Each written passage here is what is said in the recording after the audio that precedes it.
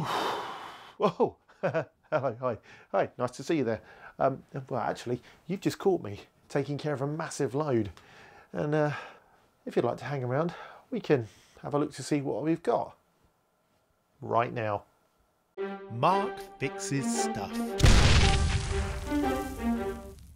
This video is sponsored by PCBWay. You can get an instant quote on a variety of services, or browse a library of talented makers' designs, add them to your cart, and have them delivered directly to your door. To kick things off, let's have a look at a small package that has been sent to me by Retro HQ. I love the packaging that they use, and this is a Jaguar GD, a game drive. Let's open it up and have a quick look. This packaging actually saved my Neo Geo Pocket game drive from the fire, so glad to see it's still being used. And this is the gold standard in production of cartridges as far as I'm concerned. Look at that, it's beautiful.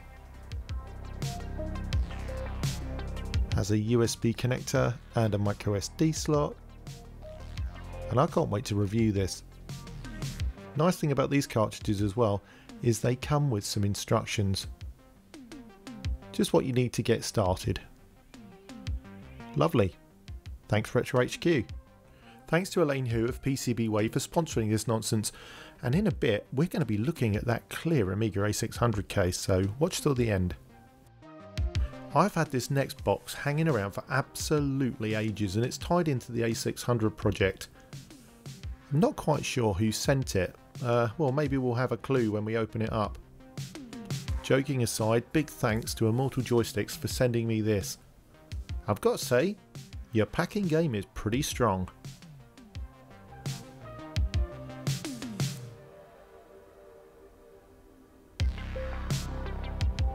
And let's get rid of the box. So this was custom built to my specifications by Immortal Joysticks. That's right, it's a custom arcade style joystick with the buttons in the exact position that I asked for, my own colour scheme, and a sticker for my tool chest. Hooray!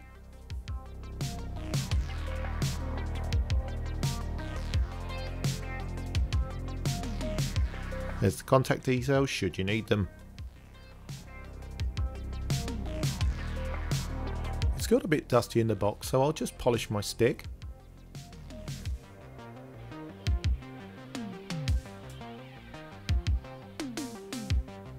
And the action on this is absolutely lovely. Really nice. I'll give this a proper review in an upcoming episode. I'll definitely tie it in with the fire damaged Amiga. On the back we've got buttons which I believe switch the auto fire on and off and map up to button 2, and I think this is auto fire speed. Not sure though, can't remember, it's been here so long. It's nice, chunky and heavy, it won't skid around the desk, and it's got a really nice braided cable. Brilliant. Thank you Immortal Joysticks. Also falling squarely into the category of I can't bloody remember what's in this box is whatever's in this box.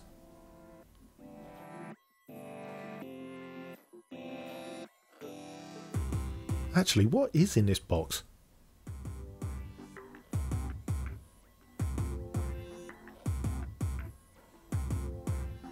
Packing game is strong again. Obviously CDs. Ah, now I know what's in this box. This was a package that has been sent to me by Dave Hall, and I traded this for an NTSC 3DO.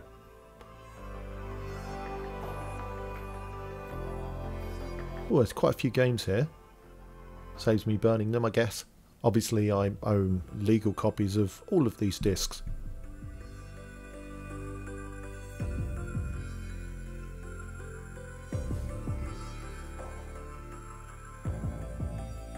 And this is, oh, controller.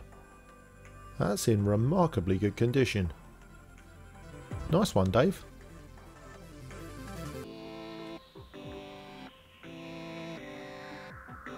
Standard 3-colour RCA to RCA cable.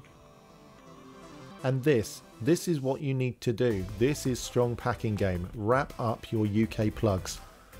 They don't whack around and scratch everything in transit. I actually had a full CDI system before the fire, but it was lost, and that one was donated to me by the lovely Adam Ainsworth. I specifically remember this really weird power supply. It's on a sort of a network connector. Yep, 240, so we're good with that. And the console is in the bottom. Packing game, again, is very strong.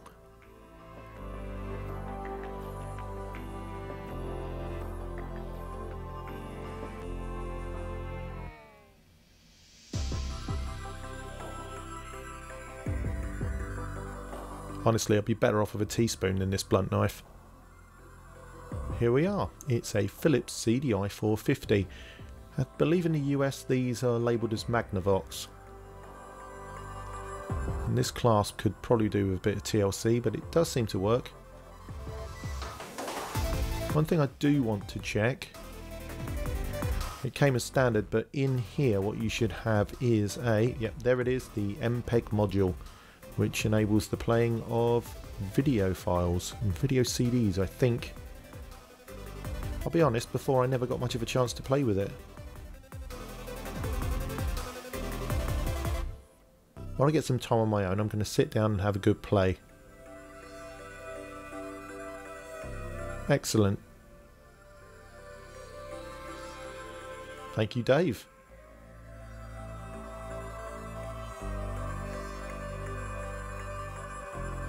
I might stream something on this machine if it works. Brill, thanks Mr. Hall. Don't know what this is, no idea. Let's just open it up. Ah, I remember now. Yeah, this shouldn't even be in the video. This is a attachment for my Henry Hoover. Whilst we're on the subject, does anyone know how to get a visit to A&E to have something removed, taken off your medical record? It was just a joke. It was just a prank gone wrong. I fell on it, I swear.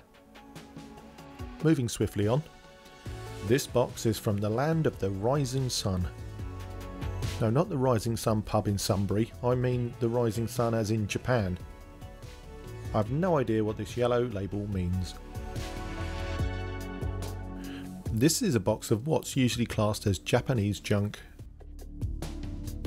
I bought it through a service called Zen Market, and they translate and proxy bid for you on Yahoo Auctions Japan, because you're only allowed to bid on those if you're in Japan.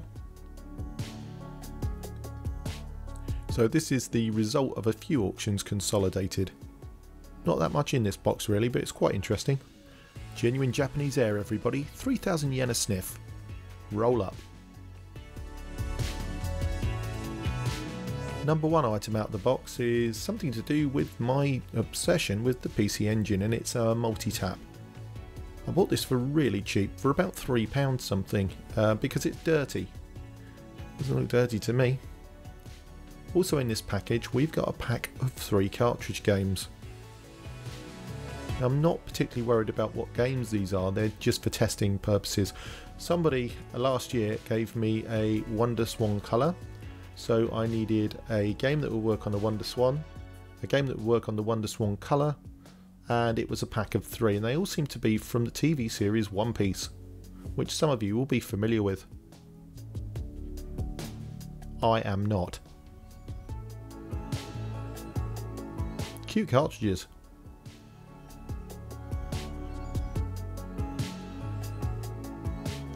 Now the next thing that ties into that is I bought this console, which is non-working.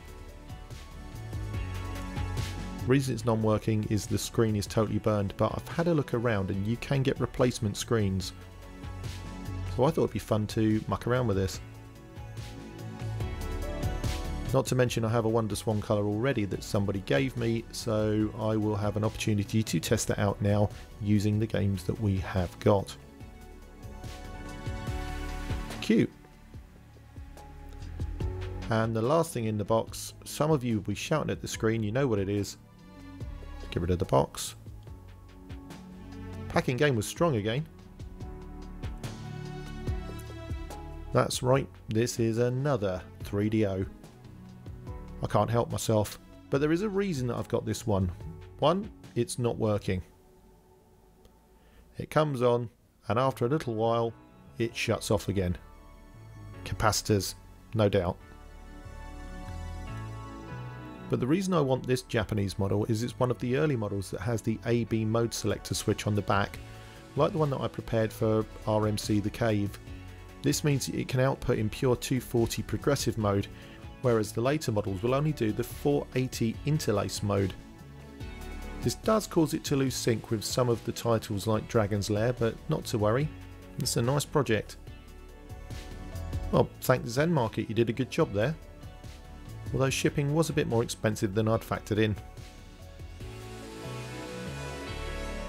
Oh my goodness, this one cost a bomb. Had to pay £40 odd just to get it through customs.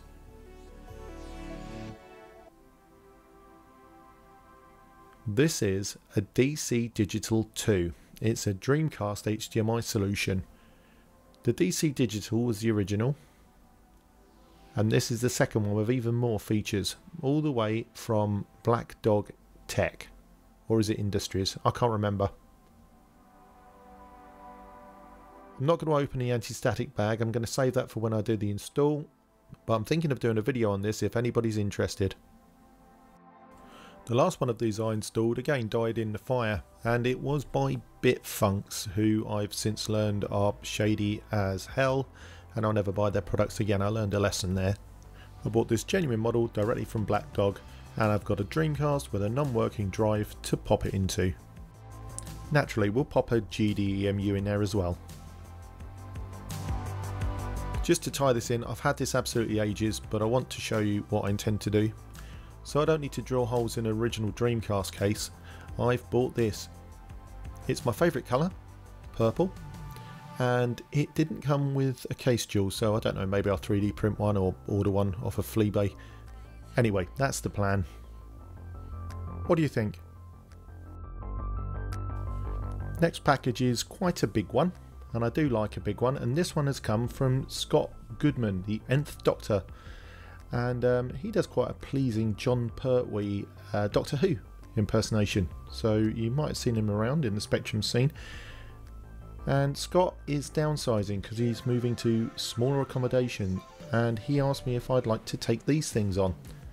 I did say to Scott that I've already got Spectrums and maybe they could go to someone else, but he's pretty insistent that he wanted them to come and live with me, so I've agreed. So my plan is I'll keep him here, give him a bit of a clean up, and if his situation ever changes, I'll be sure to let him have them back. Quite a few little games here. Oh Mummy is one of my favourites. It's pretty good on the Amstrad as well. Also available on the Tatung Einstein, as we found out. It's just a really fun game. Underneath here we've got another tape, which is chess. And a copy of Hunchback knockoff Punchy. And a cover tape from Your Sinclair. Let's pop these away.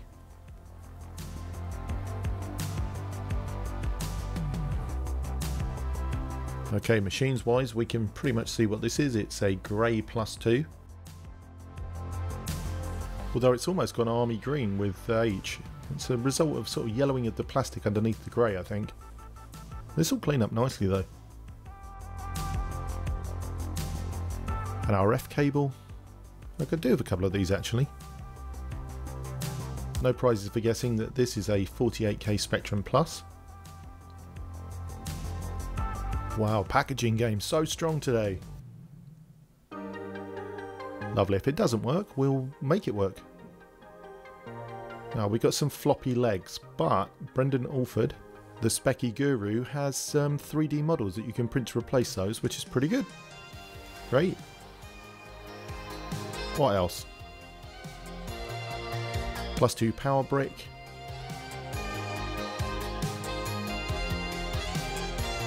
And I think we know what this is. Cassette cable, another RF lead, handy. And let's open this up.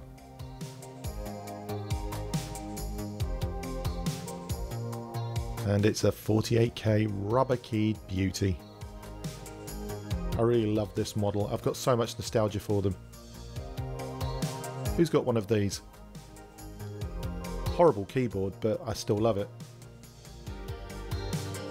We'll see if this works, and if it doesn't, we'll make it work.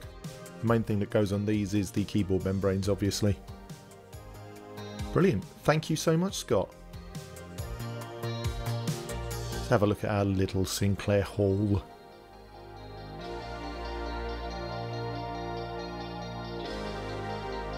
Absolutely superb. And I hope they enjoy living here at Mark Fix's Stuff Towers.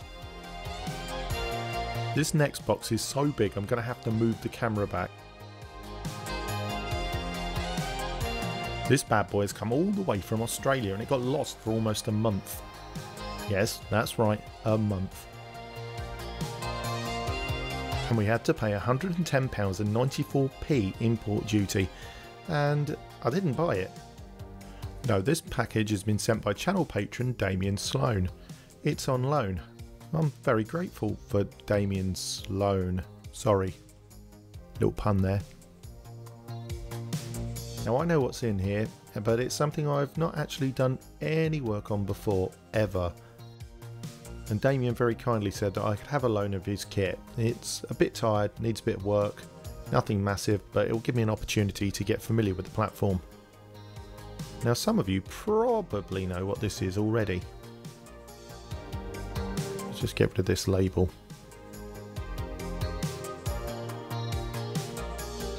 Anyone know? Now I know you're all shouting, why, it's a massive pink unit. And it's got a form factor not unlike an Amiga or an Atari ST.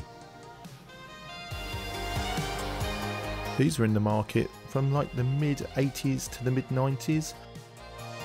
And this is the 3010 model, which I believe was a 90s model. I'm not entirely sure, so don't at me, YouTube. I do like the styling though. And I won't be the first person to say that the keys really remind me of Amiga keys. So much so I wonder if they were actually made by the same people. Okay, that machine's out of the way. What else have we got in the box? Well, we've got the welcome guide, which is handy.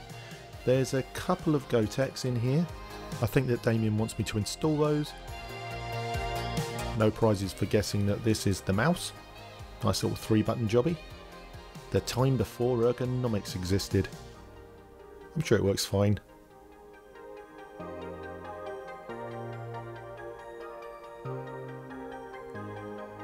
Some discs. I'm not going to open these up.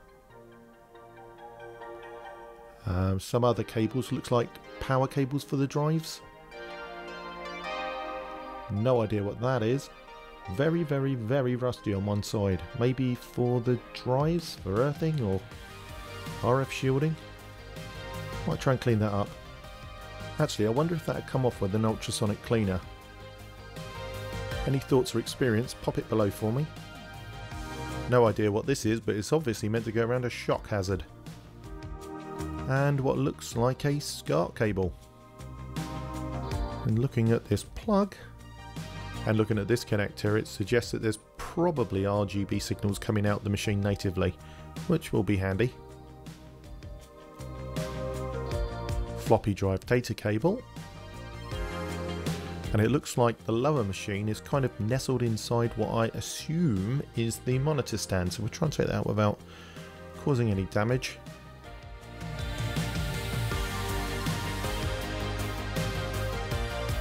Blimey, it's a big old beast. Let's have a look at the machine first. Obviously it's another Archimedes. Really don't know much about these at all. And this one really looks quite different in style. And by different in style I mean much uglier. So this is the 3000. I think that this was the earlier model. I think it came out for about £800, something like £2,500 in today's money. Star trekking across the universe. Okay, that's a lot of instructions. It could go horribly wrong. Brilliant. Thank you, Damien. Speaking of a land down under, here's a machine that was quite popular with our Antipodean cousins. It's an Exodia Sorcerer, complete with many decades of filth and dirt. A friend of the channel, Simon Green, actually found this in a local group and I picked it up for about £40.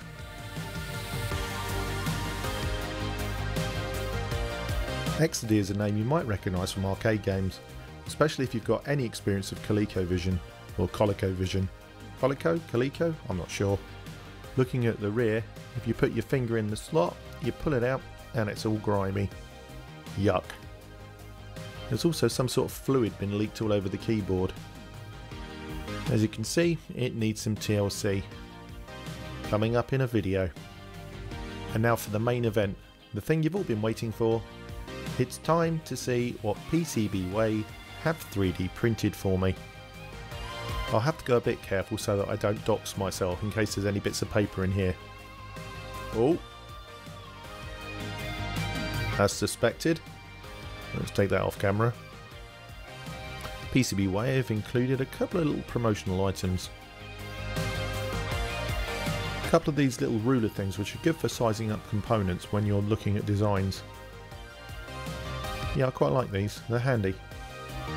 This little item here is a shape of things to come because this is the same resin that I've asked them to print the thing in. As you can see, it's clear like glass, and that's because they spray it with a varnish when it's finished, which hides the layer lines. It does also increase the thickness slightly, that might be a bit of a worry. I needed one more tray for my Tattung Einstein Gotek mount, and they've kindly sent me this one over. Thank you, Elaine. Don't you open that trap door. Sing it with me, YouTube.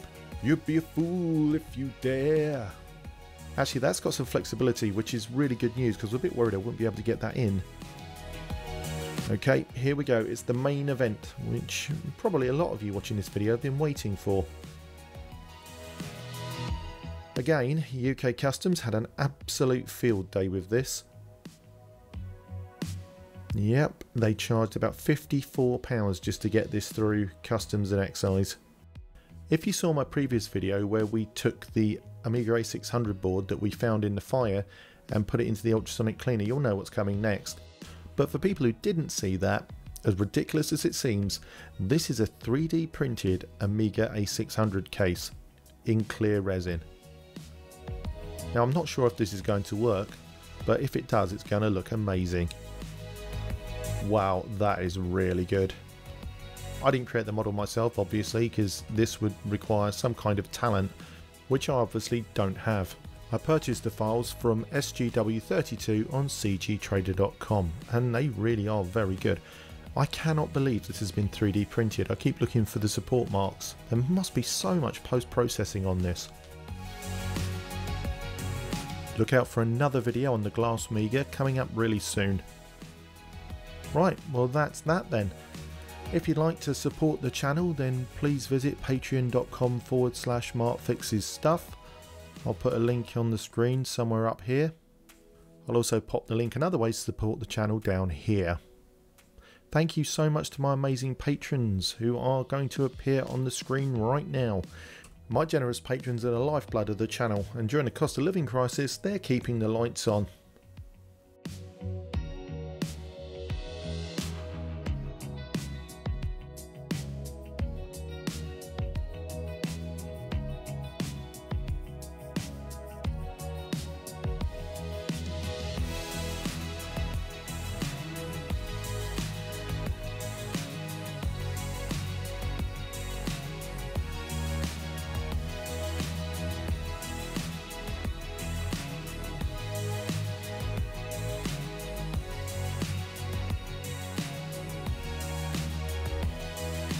Oh look, here's a link to my ultrasonic cleaning video if you haven't seen it.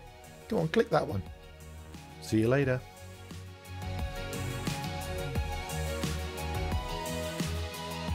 Bye.